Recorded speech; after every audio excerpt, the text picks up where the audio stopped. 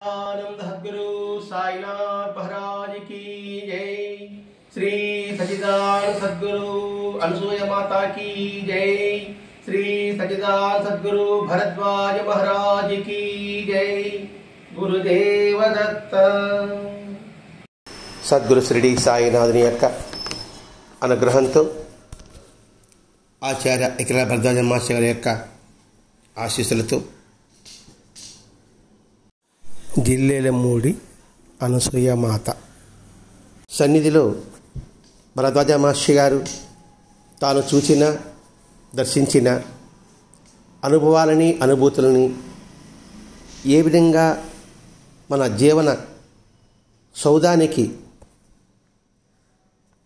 ఇటుకలుగా పేర్చుకోవాలనే విషయమే భరద్వాజ మాస్టర్ గారు వింతలు విశేషాలు అనే గ్రంథం ద్వారా మనకు అందించారు. ఈ గ్రంథం మహోన్నతమైనదని మనం చెప్పాలి. ఎందుకంటే మహాత్ములు దర్శించే విషయంలో ఏ కోణంలో మనం పరిశీలించాలి అనేది మనకి ఎరుగుపరిచే విధంగా మాస్టర్ గారు దీన్ని అందిస్తున్నారు.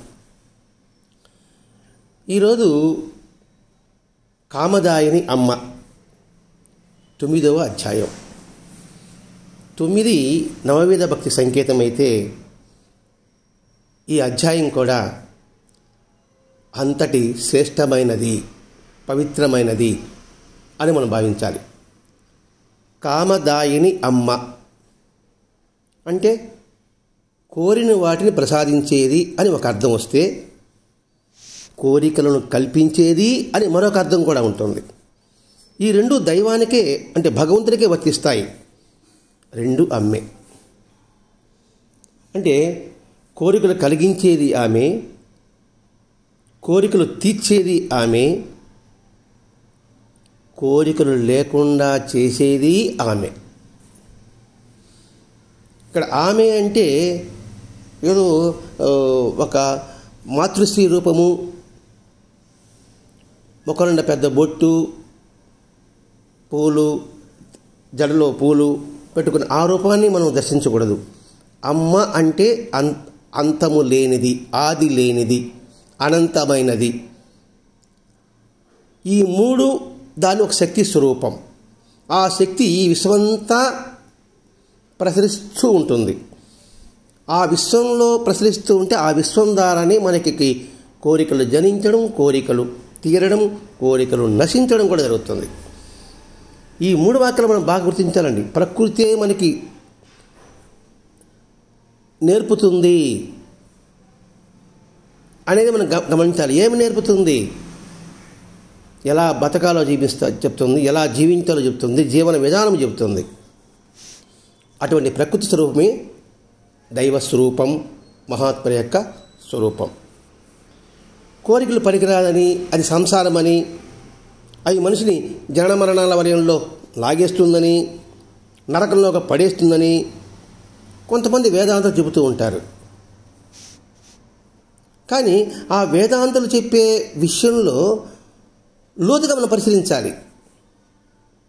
కోరిక వేరే, అవసరం వేరే. ఆడంబరానికి అంటే అవసరానికి మించి పరిమితి మించితే అది అత్యాశమైన కోరిక అవుతుంది. అటువంటి కోరికలు పడితే నువ్వు నరకంలో పడతావు, జనమరణ వలయంలో చిక్కుకుంటావు.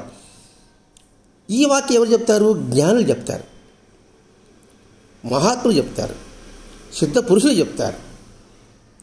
భగవద్గీత కృష్ణుడు చెప్పాడు. కానీ ఇప్పుడు మిడిమిడి జ్ఞానంతో ఈ కోరిక నశించాలండి అంటారు.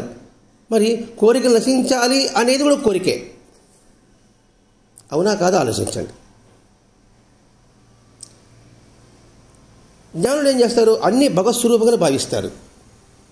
అందుకే అమ్మ అంటారండి, పనికిరాదంటూ అసలు సృష్టిలో ఏదీ లేదు.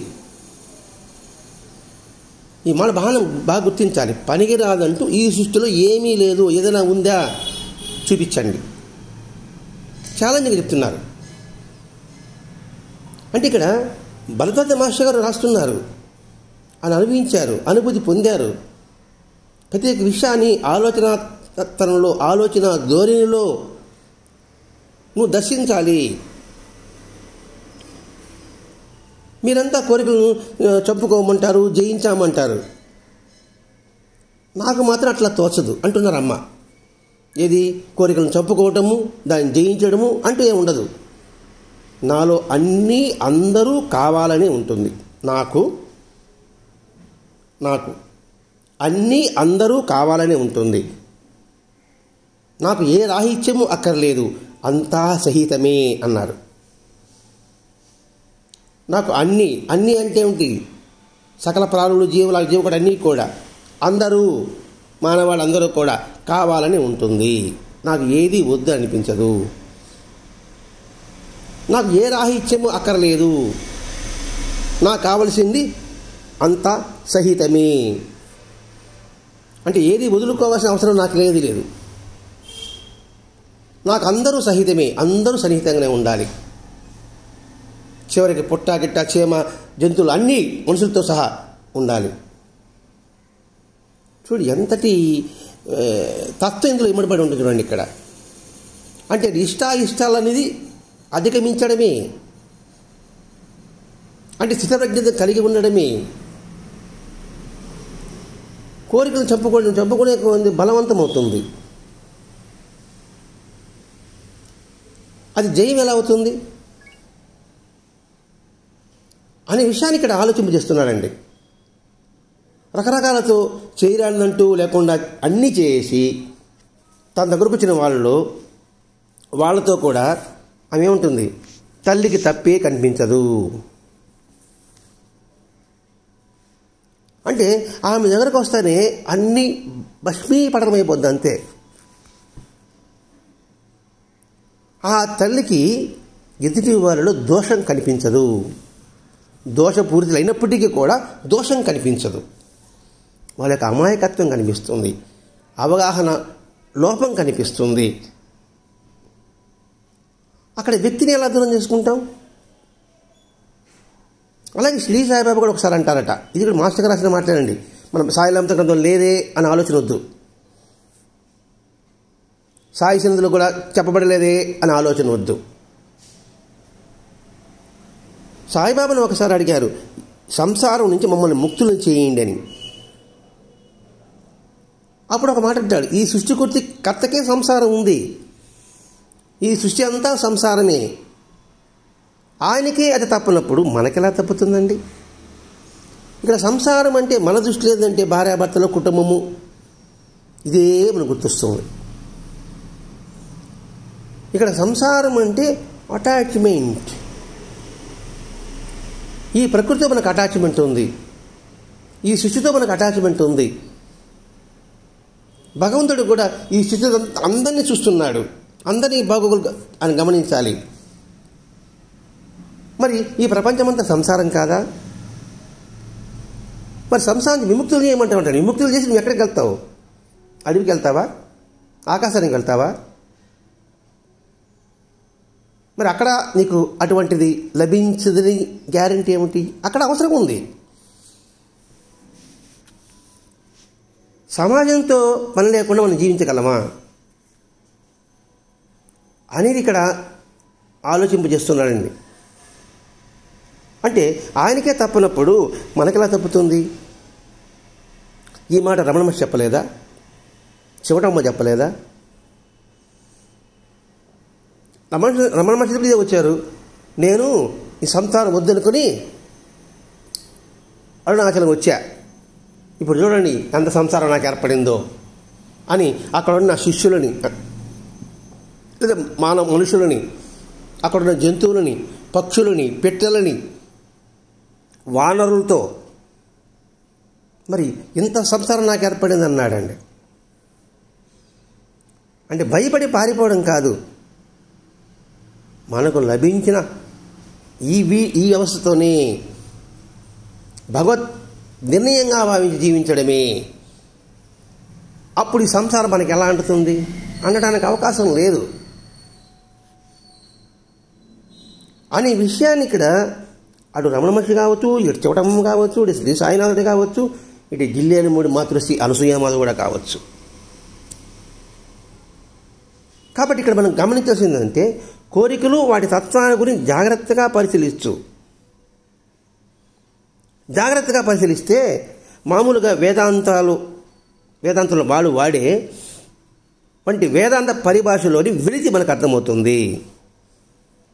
చూడు ఇక్కడ కోరికలు వాటి తత్వాన్ని గురించి జాగ్రత్తగా పరిశీలిస్తే మామూలుగా వేదాంతాలు మాట్లాడుతున్నారు కదండి, అంటే పండితులు అనుకుంటాం, బాగా శాస్త్రజ్ఞానం తెలిసిన వాళ్ళు అనుకున్నాం.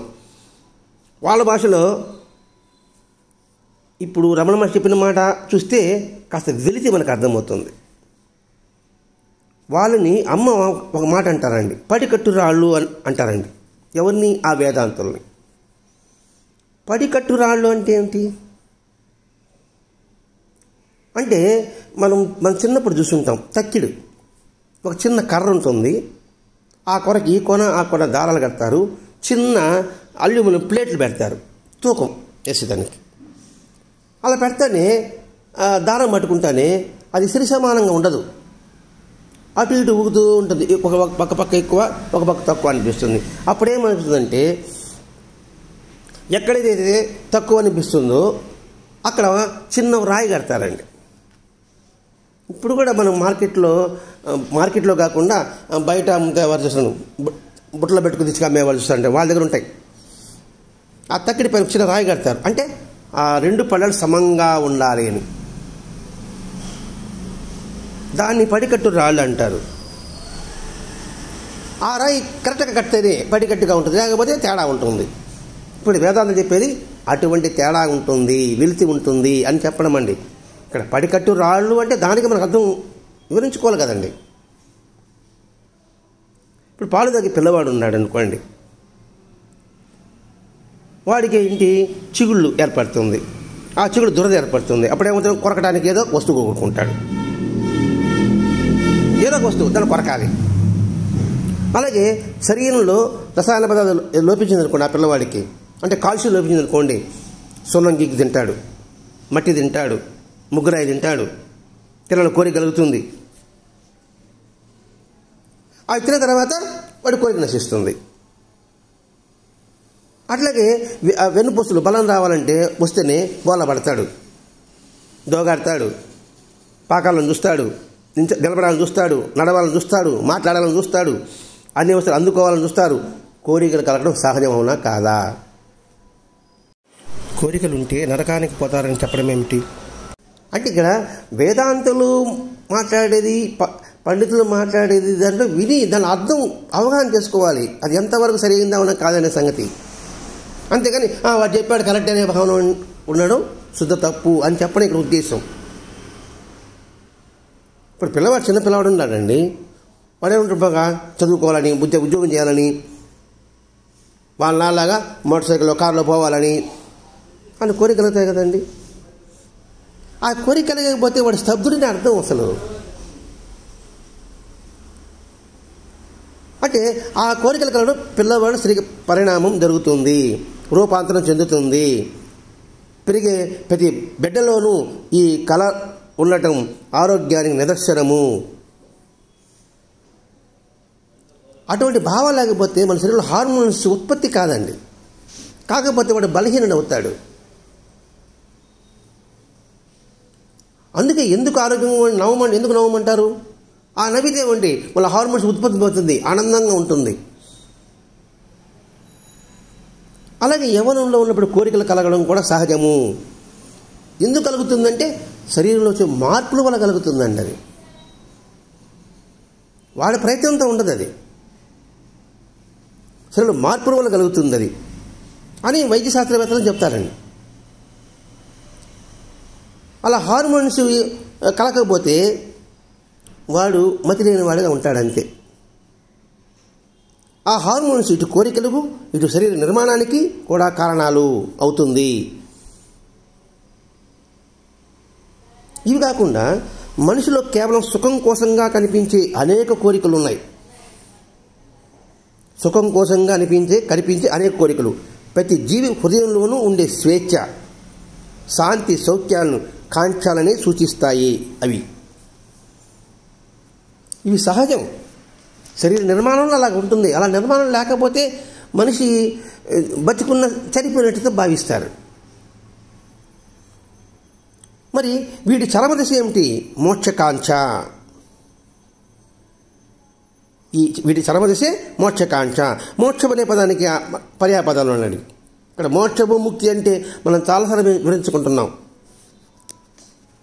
సంతృప్తి, పరమానందం అని. అది ఇక్కడ మాస్టర్గా చెప్తున్నాడు. ఇక్కడ మోక్షం అనే పదానికి స్వేచ్ఛ అంటే విడుదల,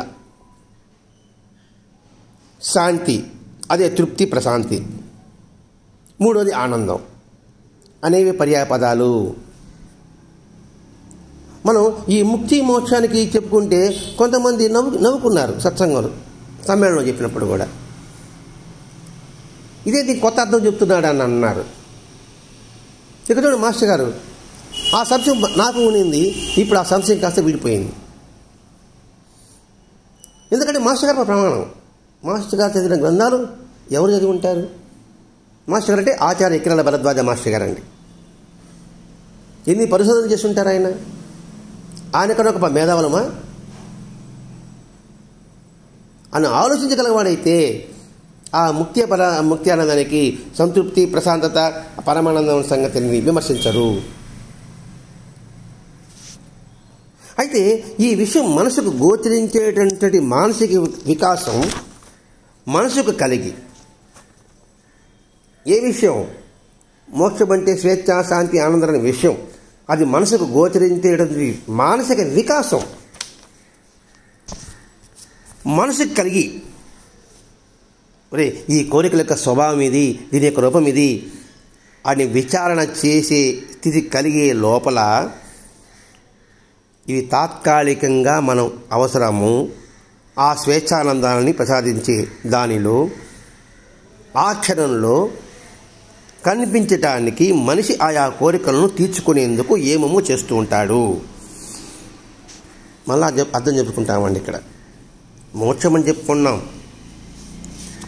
శాంతి అన్నాం, ఆనందం అన్నాం, స్వేచ్ఛ అన్నాం. అది మనసుకు కలిగేంత వరకు ఇప్పుడు తాత్కాలికమైన అవసరాలు తీర్చుకుంటున్నవాల్సిన దానికి మనిషి కృషి చేస్తూనే ఉంటాడు. అంటే ఆకాశాన్ని తాకాలని పిల్లవాడు అందుకున్నట్టుగా, అదే చందమామ కావాలి, చంద్రుడు కావాలి అని అనుకున్నట్టుగా, ఏ కోరికైనా అంతే, అది తీరేదాకా అదే అంతా అయినట్లు తోస్తుంది.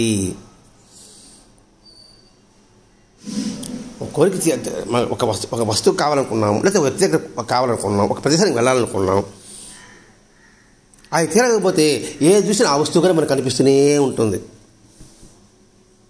తీరాక ఏమీ లేదని తోస్తుంది, మళ్ళీ కోరిక తలెత్తుంది.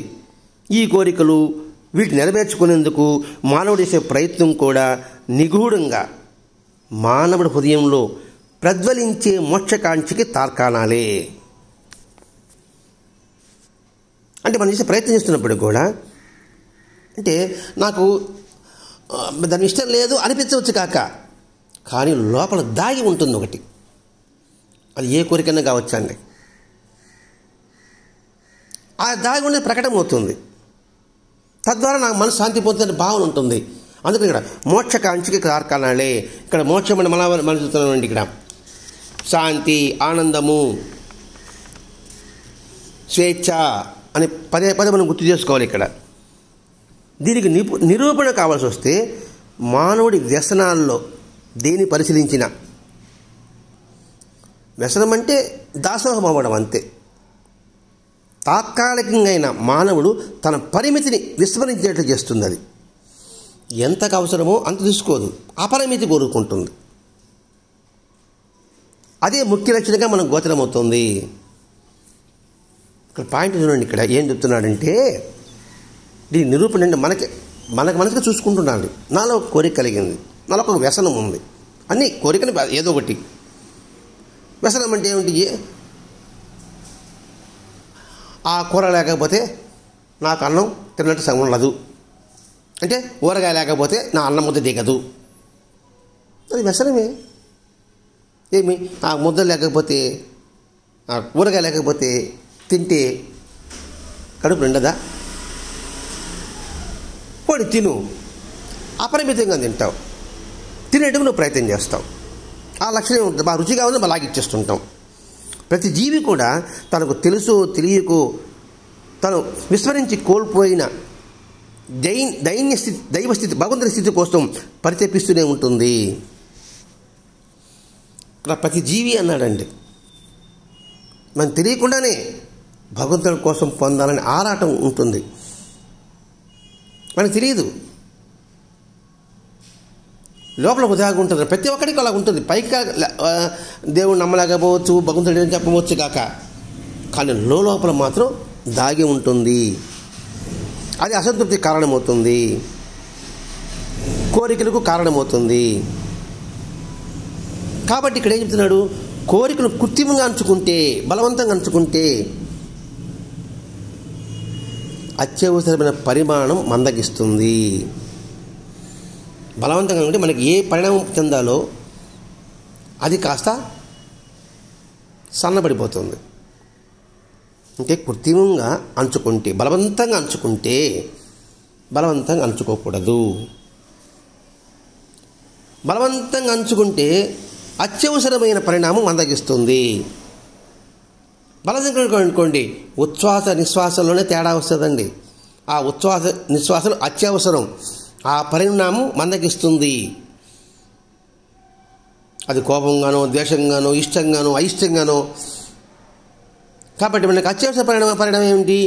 మన శరీర ప్రక్రియ సరిగా పనిచేయడము. కానీ పెద్దలు ఒక మాట అంటారండి, కామిగాక మోక్షకామి కాడు అని లోకోక్తి ఉంది కదా, దాని అర్థం ఇదేమో అనే పదం వాడతాడు. దీన్ని అర్థం పెట్టుకొని కొంతమంది చెప్పాడు కదండి, కామిగాక మోక్షకామి కాడు.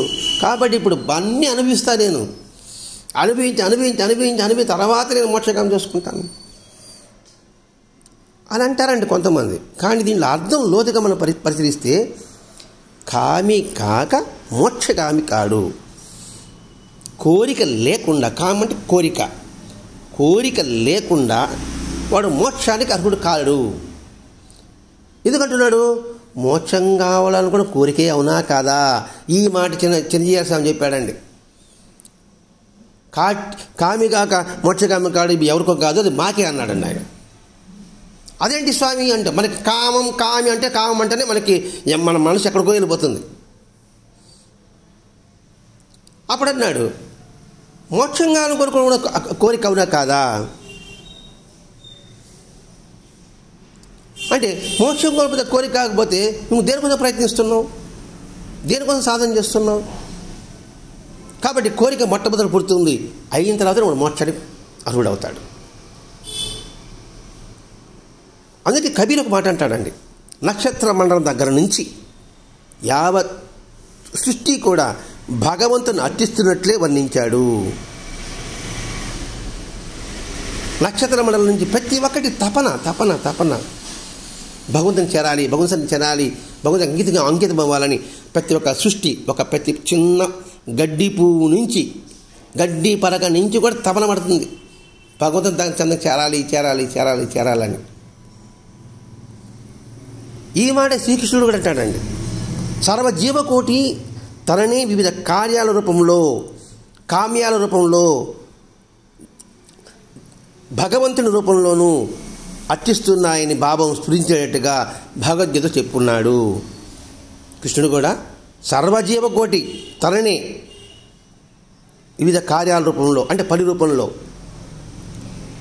కామ్యాల రూపంలో అంటే కోరిక రూపంలో, అంటే ఇలా అలంకరించాలి, అలా అలంకరించాలి, ఇది అది భగవంతుడికి ఇవ్వాలని, అలాగే భగవంతుడి రూపంలోనూ అర్చిస్తున్నాయని స్ఫురించేటట్టుగా కృష్ణుడు చెప్పాడు. మరి కోరికలు నరకానికి ఎందుకు తీసుకుపోతుంది?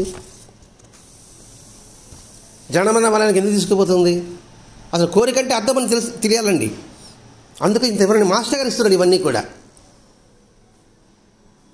ఇప్పుడు అమెరికా ఉంది, రష్యా ఉంది. అమెరికా రష్యాలో ఆ దేశాల యొక్క పరిస్థితి ఆలోచిస్తే మనకేం అర్థమవుతుందంటే, ఐహిక అవసరాల కోసం చాలా వరకు నెరవేర్చుకోగల ఆ దేశాలు ఎంతో డబ్బుని వ్యయం చేసి కాలాన్ని, అంతరిక్షాన్ని పరిశోధించాలని, ఆ సాధించాలని యత్నంలో వైద్య నిపుణులు ప్రయత్నం చేస్తున్నాయి. అలాగే వైద్య నైపుణ్యం ద్వారా మనను అరికట్టాలని ప్రయత్నంలో ఉంది.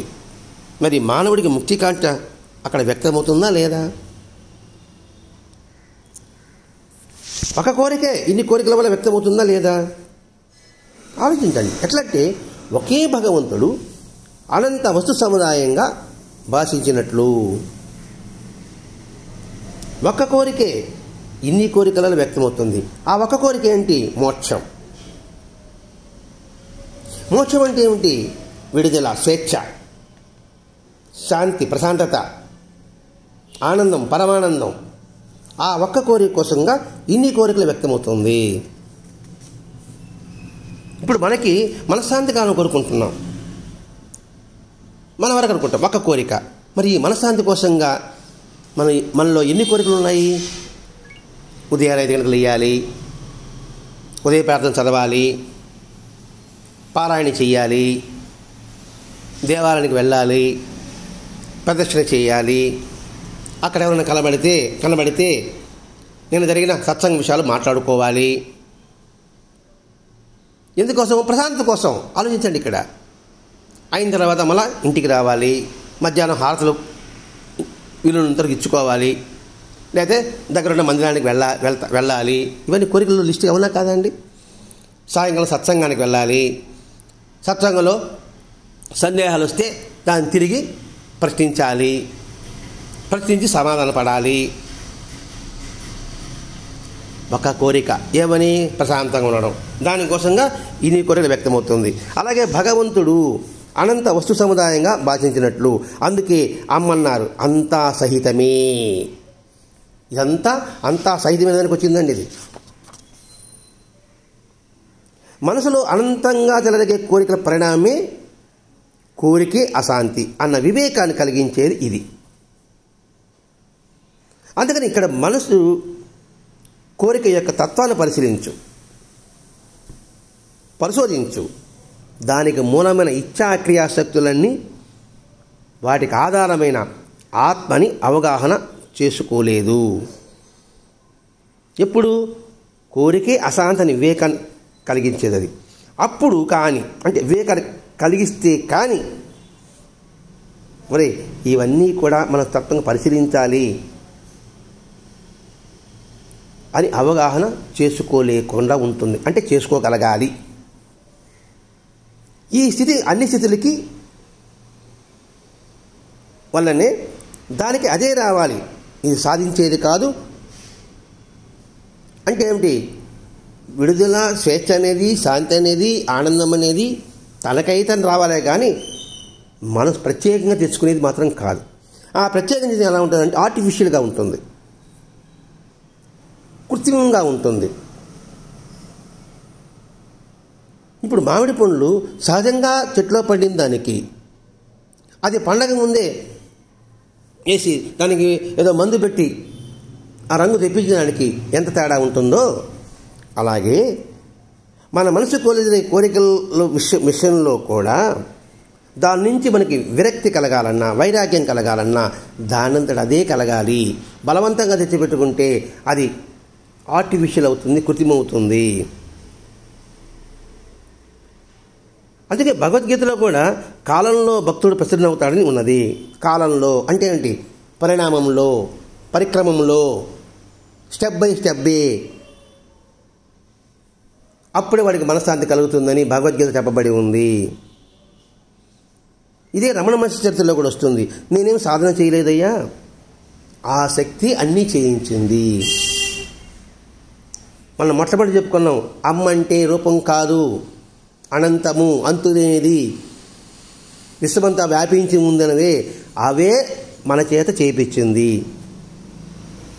ఇక్కడ సాధన అంటే సాధ్యమైతేనే సాధన, సాధ్యం కాకపోతే మనం సాధన ఏం చేయగలుగుతాం అంటుంది అమ్మ. అమ్మ తనకై తాను ఎవరిని ఎన్నుకుంటుందో వాడికే అమ్మ కాదు, ఆత్మ తనకై తాను ఎవరిని ఎన్నుకుంటుందో వాడికే సాక్షాత్కరిస్తుందని కఠోపనిషత్తులో చెప్పబడి ఉంది. ఆత్మ తనకై తాను అని సెలెక్ట్ చేసుకుంటుంది, వీడికి వీడు అర్హుడని. ఆ అర్హుడికి మాత్రమే అది బోధించినట్టుగా. ఇలాగే బైబిల్లో జూడాస్ తనను మోసం చేస్తాడని, సెయింట్ పీటర్ తన చివరచనలో విడనాడుతాడని క్రీస్తు ముందుగా చెప్పాడంటే దానికి కారణం ఏమిటి? ఇప్పుడు చెప్పగలమే, ఆత్మే తనకై తానే ఎవరిని ఎన్నుకుంటుందో వారికే సాక్షాత్కరిస్తుంది, అంటే వాడికే ప్రకటమవుతుంది, వాడికే తెలుస్తుంది అని. అందుకే అమ్మ అంటారండి, పరిగెత్తేవాడిని పట్టుకొని నేను పరిగెత్తి పరిగెత్తి పరిగెత్తి అలసిపోయేవాడిని పట్టుకుంటా. కోరికల పనులతో విసిగి విసిగి విసిగి విసిగి వాటి కారణం అన్వేషిస్తాడే, అన్వేషణని అప్పుడు వాడిని పట్టుకుంటా. అది అమ్మ ఉద్దేశం. కోరికలే మనం వదలాలన్న దానికి ఒక ఆధారం. కోరికలే మనని వదలాలన్న దానికి ఆధారం. అంటే పరిగెత్తు పరిగెత్తు అలసిపో, అప్పుడు వచ్చి అమ్మ పట్టుకుంటుంది. అమ్మ మీరు అన్నాన్ని వదిలారట కదా, ఇప్పుడు దానంతటిదే వదలమని అమ్మ చెప్పారు. ఇక్కడ ప్రశ్న, అమ్మ మీరు అన్నాన్ని విడిచిపెట్టారట కదా అని ఎవరైతే, లేదు నాయన, అన్నాన్ని నేను విడిచిపెట్టలేదు, ఆహారమే నన్ను విడిచిపెట్టింది. అంటే ఏంటి? ఆ విధంగా ఈ శరీరం తయారైపోయింది. అందుకే బాగా గమనిస్తే నీలో ముక్తికాంక్ష అనేది, అంటే విడుదల కాంక్ష, తృప్తికాంక్ష, సంకల్పం బలం ఎంతగా ఉంటుందో ఆ సంకల్పం నెరవేరడానికి నీకు పరిస్థితులు అనుకూలంగా పరిస్థితులు ఏర్పడుతుంది. ప్రకృతి నీకు సహకరిస్తుంది. నీలో సంకల్ప సిద్ధి ఉంటే ఆ సిద్ధి నువ్వు కోరుకోబడలేదు, అదే ప్రకృతి నీకు కల్పిస్తుంది. అదండి దీని అర్థం. నేను ఆహారం విడిచిపెట్టేది, ఆహారం విడిచిపెట్టిపించింది అంటే ఈ శరీరానికి పడకుండా చేసింది అన్నమాట. మరి వీడు పోతే వీడు కక్కేస్తున్నాడు రా, అందుకని ఆహారం మనకు తినబుద్ధి కాదు. దీన్ని బట్టి చూస్తే కోరికలు కలగటము, వృద్ధి చెందటము, క్రమంగా అందించటము అన్నీ కాలానుగుణంగానే వాటికై అవి జరిగేవని మనకు తోస్తుంది. అందుకని బ్రహ్మచర్యము, గృహశాస్త్రము, వానప్రస్థము, సన్యాసాస్త్రము. బ్రహ్మచర్యంలో 12 ఏళ్ళు దాదాపు గురువు శిష్యులు చేసిన తర్వాత వాడి జ్ఞానం అంతంతగా పెరిగి తన గృహస్థాశ్రమంలో ధర్మంగా నెరవేర్చుకున్న తర్వాత 60 సంవత్సరాలు దాటిన తర్వాత అక్కడి నుంచి తనకు తానుగా వదిలిపోతుంది అంతే. అంటే ఏమిటి? బిడ్డలు దూరం అవ్వడము, ఇంకో జరగడం అన్నీ జరిగిపోతాయి, ఆస్తులు పాత్రలు వెళ్ళిపోవడం అన్నీ దూరం అయిపోతుంటుంది. ఆ దూరం అయిపోతాడు, వీడు వానప్రస్థంలో ప్రవేశిస్తాడు. అక్కడి నుంచి అక్కడ అటాచ్మెంట్గా దానంతటే దూరం అయిపోతుంది, సన్యాసాశ్రమంలో ప్రవేశిస్తాడు, ముక్తి పొందం తొక్కుతాడు. కాబట్టి ఇవి కాలానుగుణంగా వాడు జరిగేవని తోస్తుంది. చూడండి, ఎండాకాలం, వర్షాకాలం, చలికాలం ఋతువులు చూడండి. అలాగే సహజంగా పండటానికి మనం దాన్ని మందేసి పండించడానికి తేడా ఉంటుంది. అలాగే మనిషి వయసులో పెరగడానికి సూర్యరశ్మి మనలో ప్రవేశిస్తేనే లోపల వివిధ గ్రంథాలు ఎలా తోడ్పడతాయో, అలాగే భగవంతుడి దయ సర్వకాల సర్వావస్థల యందు కాలస్వరూపంలో అన్నింటినీ జరుపుకుంటుంది. నేను ఇప్పుడే ముక్తి పొందాలి, నాకు ఇప్పుడే జ్ఞానం కావాలి, నేను ఇప్పుడే దేవుని అయిపోవాలి, ఇదే అనుకుంటుంటాం మనలో కొందరు. అది క్రమక్రమేణా జరుగుతూ రావాలంతే. ఆ భగవంతుడు దయాస్వరూపుడు, సర్వకాల సర్వావస్థల యందు మన వెంటే ఉంటాడు. ఆయన మనకి ఎప్పుడు ఏమి ఇవ్వాలో ఆయనకు తెలుసు, అప్పుడే జరుపుకుంటుంటాడు. పిల్లవాడికి ఏ సమయంలో ఎప్పుడు ఏమి కావాలనో తల్లి ఏ విధంగా అయితే అందిస్తూ ఉంటుందో, చిన్నపిల్లవాడు 4 నెలల బిడ్డవాడు ఆకలని అంటాడండి, చెప్పగలడా? కానీ దయ సర్వకాల సర్వావస్థల యందు ఆ తల్లి అంటి పెట్టుకొని ఉంటుంది, ఎప్పుడు ఏది అవసరమో అందిస్తుంటుంది. ఏ టయానికి పెట్టాలి ఆ టయానికి పాలు అందిస్తుంది, ఆహారం అందిస్తుంది. అలా కాకుండా టైం కాని టైంలో ఆహారం అందిస్తే ఏమవుతుంది? మనం చేస్తుంటామని కొందరు చేస్తుంటారు. ఏదో సినిమా పోవాలో సీరియల్ అనుకోండి, 12 గంటల సీరియల్ అనుకోండి, 11 గంటలకి బిడ్డలకి కుక్కుతారన్నమాట, తినరా అని. అప్పుడు వాడికి ఏమి ఎక్కుతుంది? వాడి టైం 12, 12:30 అప్పుడు పెడితే తింటాడు. అప్పుడు పెట్టడానికి బద్ధకం కావచ్చు, లేకపోతే ఇంకోటి ఏదో ఒకటి కావచ్చు కాక. ఇప్పుడు టీవీ సీరియల్ నేనే ప్రత్యేకంగా లేదండి, ఏ పనికైనా వెళ్ళదాల్సింది, ఫ్రెండ్స్ వస్తే షికారుకు పోవడానికో ఇంకోదానికో దేనికైనా కావచ్చు కాక. అది గుర్తించాలి ఇక్కడ. అన్నిటినీ ఆ శక్తి చేయిస్తుంది అన్న అమ్మ వాక్కు వేదవాక్కు.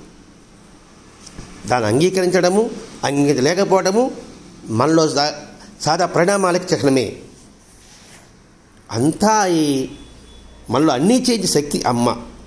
అందుకే అమ్మ అర్థం కానిది, అంతులేనిది, అడ్డులేనిది, ఆధారమైనది, అంతా అయినది ఆయన జిల్లేలమూడి ప్రదేశంలో మానవ రూపంలో ఒకవైపు, ప్రపంచ రూపంలో మరొక వైపు, విశ్వమంతా రూపంలో మరొక వైపు. ఆ విశ్వమంత రూపంలో మన రూపంలో మనలోనే ఉన్నారు, తనకి తానే వ్యక్తమవుతున్నాడు. అందుకే ఆమె ఎప్పుడు ఆత్మావలోకిని, అంటే అన్ని ఆత్మలో ఉన్నామి, అన్నింటిలో ఉన్నామి, తనలో అన్నింటినీ చూసుకుంటున్నారు అమ్మ. మోక్షకాంక్ష, మనలోని కోరికలు ఇవన్నీ కూడా అమ్మ రూపాలే. ఆమె ఆమె ఆమె ఈ లీల. అందుకే అమ్మ అంటానండి, నాకు అది అనిపించదు నాన్న, ఇదే అని తప్ప అని అమ్మంటారు. నాకు అది అనిపించదు అంటే వేరే అనిపించదు, ఇదే వాస్తవమే నాకు అనిపిస్తుంటుంది. ఎంత అర్థం ఉంటుంది ఇది. ఈ ఒక్కొక్క దానికి మనం చాలా వివరించుకోవడం అవకాశం కూడా ఉంది. నాకు అది అనిపించదు, వేరు అనిపించదు, ఇదే అని తప్ప, అంటే వాస్తవమైన తప్ప. అందుకే మాతృశ్యామలు అంటారు, ఆమె కామదాయిని. కామదాయిని కాబట్టి కామహారిణి కూడా. కామదాయిని కోరికలుకి మనకు ప్రసాదించేది, కోరిన వాటిని. కామహారిణి కోరికలు లేకుండా చేసేది ఆమె. అటువంటి అమ్మ జిల్లేలమూడి అనసూయ మాత. ఇదే బాబాగా ఉంటాడు, కోరికలు కోరగొట్టాలనుకున్నప్పుడు కోరికలు రావడానికి కూడా రావాలి, కోరికలు తీరిన తర్వాత కోరికలు కోరలేని స్థితికి వాళ్ళు వస్తారు. కాబట్టి షిరిడి సాయినాథుడు కూడా కామదాయిని, కామహారిణి. ఎంతటి వివరణ భరద్వాజ మాస్టర్ గారు మనకు అందించారండి, చాలా అద్భుతం. మనం ఏదో 40 నిమిషాలు చెప్పుకున్నాం, కానీ దీనిలో తత్వం ఆలోచుకుంటే 45 జన్మలకు కూడా మనం సరిపోయేమో అర్థం చేసుకోవడానికి. కాబట్టి ప్రతి ఒక్క అధ్యాయంలో 9వ అధ్యాయం చెప్పాడు కాబట్టి జాగ్రత్తగా ఈ సత్సంగాన్ని పదే పదే పదే పదే వినడానికి అందరం ప్రయత్నం చేద్దాం. ఇక్కడ కోరికంటే అవసరమనే సంగతి గుర్తుపెట్టుకుందాం. ఏదో వేదాంతం చెప్పినట్టుగా, శాస్త్రజ్ఞానం చెప్పినట్టుగా కాకుండా, పడికట్టి రాళ్ళలాగా సరిసమానంగా లేకుండా, ఆ పడికట్టి రాళ్ళు సరిసమానంగా పెట్టుకుంటూ సమత్వంతో మన జీవితాన్ని నడుపుకోవాలని, నడుపుకుంటామని ఆ జిల్లేలమూడి యొక్క మా అమ్మగారి సన్నిధిలో భరద్వాజ మాసిక ఆశీస్సులతో మన అందరికీ ఆ కృప పొందడానికి ప్రయత్నం చేద్దాం. స్వస్తి. సద్గురు సాయినాథ్ మహారాజ్ की जय. श्री सच्चिदानंद सद्गुरु అనసూయ माता की जय. श्री सच्चिदानंद सद्गुरु भरद्वाज महाराज की जय. गुरुदेव दत्त.